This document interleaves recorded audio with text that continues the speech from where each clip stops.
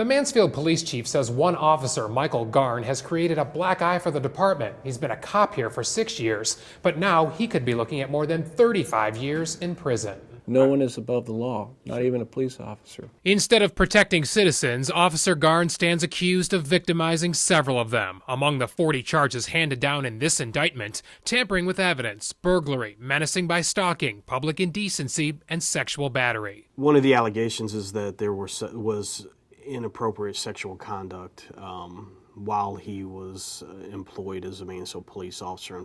Mansfield Police Chief Ken Kuntz told me in that case, Garn, while following up on a case, promised a woman a favor in exchange for sex. This is a very unfortunate situation. Kuntz explained 5 women who met Garn in the course of his duties became victims one way or another, and the criminal behavior ranged from dropping a ticket for a woman's phone number to destroying evidence for sexual favors. They are extremely serious charges, and they go right to the bedrock of our legal system. Garn was booked into the Richland County Jail but posted a $25,000 bond and is out on electronic monitoring tonight. He's hired to protect and serve. Now he's facing a 40-count indictment, and he's out there. Should the public be concerned?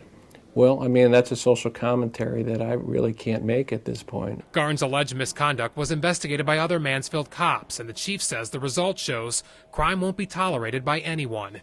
In Mansfield, Bob Jones, News Channel 5.